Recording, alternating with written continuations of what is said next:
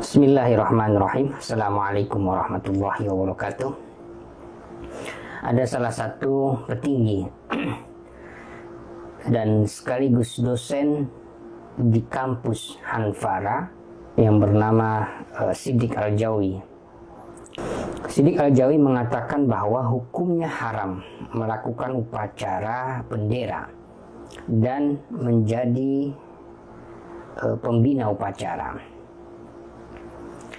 Siddiq Al-Jawi memberikan beberapa kias yang tidak luput daripada pemikiran dan perspektif yang ditanamkan oleh para pemimpin tertinggi mereka di dunia, mulai dari Taqiyuddin An-Nabhani, kemudian Abdul Qadim Zolum, kemudian yang sekarang adalah Abu Rostah. Apakah benar melakukan upacara dan menjadi pembina upacara tepatnya di 17 Agustus adalah sesuatu yang haram? Begini, penghormatan terhadap bendera itu bukan karena zat bendera itu sendiri, tetapi lebih pada upaya kita sebagai rakyat Indonesia mengenang mereka yang telah berkorban untuk kedaulatan tanah air kita. Jadi bentuk penghormatan kepada bendera tidak bisa dikatakan sebagai bentuk penyembahan kita terhadap benda. Karena kalau penyembahan kita kepada bendera, pentasbihan kita kepada suatu benda, maka jatuhnya syirik. Nah, penghormatan bendera merah putih, sang saka merah putih ini sama seperti dikiaskan sama seperti dengan kita menghormati orang alim, orang yang soleh, orang tua, dan orang-orang yang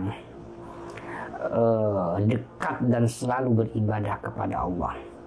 Apakah Anda ketika menghormati dan mengenang jasa-jasa orang tua Anda menjadikan Anda adalah penyembah terhadap makhluknya Allah? Tentu tidak. Jadi dengan argumentasi dan alasan apapun, pengharaman terhadap upacara bendera dan menjadi pembina upacara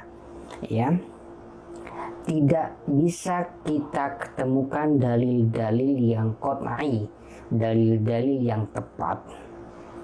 Karena memang apa yang diutarakan oleh Siddiq Al-Jawi berupa kaedah, memang ada salah satu kaedah di dalam usul fikih yang berbunyi al-wasilah ilal haram haram. Jadi segala sesuatu atau segala perantaraan yang membawa pada sebuah keharaman, maka statusnya haram juga. Nah, kalau di dalam perspektif Hizbut Tahrir Indonesia, sebenarnya lebih kepada ketidaksukaan mereka pada nasionalisme. Nah, di dalam buku-buku dan kitab-kitab Hizbut Tahrir memang mereka sangat benci dan tidak suka terhadap yang namanya nasionalisme, asobiyah, kalau di dalam istilahnya Ibnu Khaldun, di dalam muqaddimahnya itu. Nah, kenapa bagi Hizbut Tahrir nasionalisme adalah sesuatu yang mereka tolak? Karena bagi dia asobiyah itu tidak murni dari Islam bagi Hizbut Tahrir. Padahal pengharaman kepada upacara bendera dengan menggunakan dalil al-wasilah ilal haram haram adalah sesuatu yang tidak tepat, karena nanti akan berbenturan dengan kaedah-kaedah usul fikih lainnya. Misalnya al-aslu fil asya, kalau di dalam jual beli atau muamalah biasanya al-aslu fil muamalah. Jadi al-aslu fil asya al-ibahah illa ma dallad dalil ala khilafi. Pada dasarnya, pada asal muasalnya, segala sesuatu termasuk persoalan muamalah sosial kemasyarakatan itu hukumnya dibolehkan, kecuali jika ada dalil yang menunjukkan atas makna lainnya. Nah, selama tidak ada dalil yang tegas, selama tidak ada dalil syar'i yang mengharamkan upacara bendera, mengenang jasa-jasa korban leluhur kita, maka perbuatan itu dibolehkan di dalam ajaran agama. Dan juga kalau kita bandingkan dan kita kumpulkan dari berbagai macam fatwa-fatwa, tidak saja di Indonesia tetapi juga di luar negeri. Misalnya seperti fatwa ya yang pernah diucapkan oleh Syekh Atiyah Sakar. Jadi beliau adalah mantan ketua Majelis Fatwa Al-Azhar Mesir, mengatakan menghormati bendera diperbolehkan dan dipersilahkan untuk kita lakukan. Apa kata dia? Menghormati bendera dengan lagu atau isyarat tangan dalam situasi tertentu itu menunjukkan kesetiaan kita kepada tanah air, tempat kita hidup, tempat kita makan, dan kita nanti akan dikebumikan di situ. Berkumpul di bawah kepemimpinannya dan komitmen untuk mendukung kesatuan negaranya, sikap itu tidak masuk dalam pengertian ibadah kepada bendera. Penghormatan bendera bukanlah sholat atau zikir, ya, dan tidak perlu dikatakan itu adalah perbuatan bid'ah, ya, atau menyembah selain kepada Allah. Nah, ada juga seorang ketua Majelis Ulama Aljazair yang bernama Abdurrahman Syaiban, ya, sekitar tahun 2000-an, ya, mengatakan bahwa berdiri saat dinyanyikan lagu kebangsaan atau menghormati bendera tidak bertentangan dengan syariah dan akidah karena tidak ada dalil baik di dalam Al-Quran maupun hadis yang mengharamkannya. Jadi kalau kita kumpulkan seluruh dalil-dalil yang ada di dalam kitab-kitab dan buku-buku, maka tentunya apa yang diharamkan oleh Hizbut Tahrir Indonesia sangatlah lemah.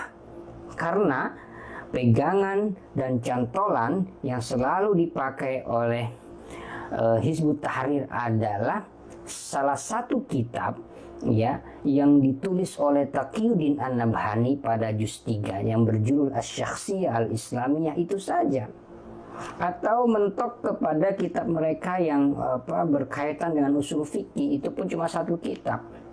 Nah, kalau yang lain kita combine ini, maka pendapat Hizbut Tahrir terkait pengharaman upacara bendera dan orang yang terlibat menjadi pembina upacara adalah menjadi lemah adanya.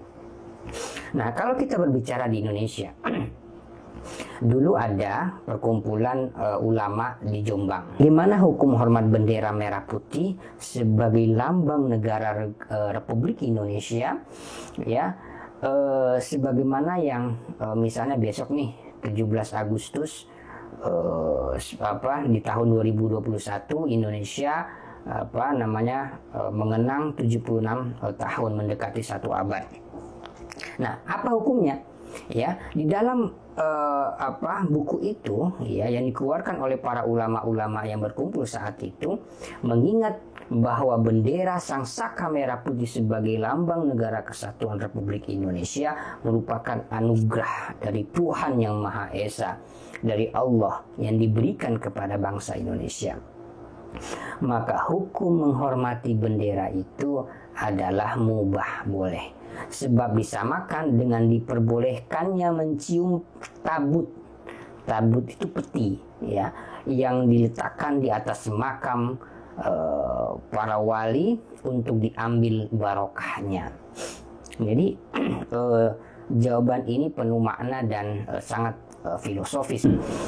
Jadi pengharaman terhadap upacara bendera merah putih dan menjadi pembina upacara yang dikeluarkan oleh Siddiq Al-Jawi sebagai orang Hizbut Tahrir yang di angkatan 1990-an menjadi lemah adanya. Dan saya perlu mengingatkan begini, ini lagi lagi momentum juga berita terkait Taliban dan Afghanistan. Nah, ada yang luput di dalam berita. Apa? Saya ingin kasih tahu dari beberapa analisis yang saya baca.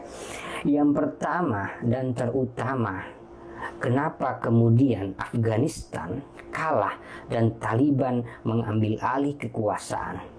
Karena mereka ketiadaan rasa nasionalisme.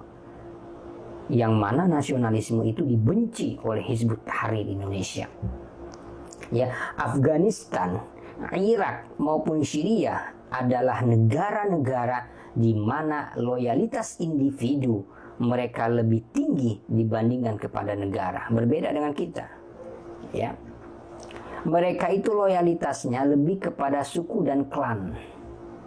Mereka tidak menghayati dan mengejawantahkan prinsip-prinsip nasionalisme, sehingga ketika bangsanya terporak-porandakan, mengalami masalah, diserbu oleh kiri dan kanan, tengah, depan dan belakang, apa yang mereka lakukan? Yang pertama akan mereka lakukan adalah meninggalkan bangsanya dan kembali ke suku dan klan mereka. Itulah kenapa Presiden Afghanistan melarikan diri. Ya, ibarat orang mencari induk. Dan kenapa Hizbut Tahrir terus melakukan doktrin anti-nasionalisme?